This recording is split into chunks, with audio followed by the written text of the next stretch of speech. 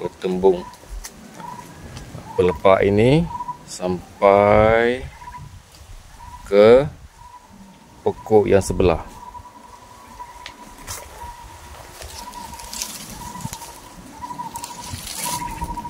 Tengok pelepah ini, pokok ini pelepah dia agak panjang sampai sini, dekat dengan pokok sebelah. So saya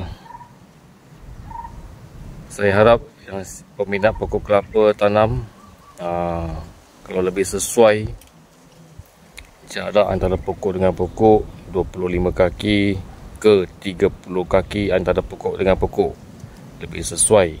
Kalau tanam 20 kaki antara pokok dengan pokok ni agak susah sikit sebab pelepah dia akan bertembung sesama sendiri.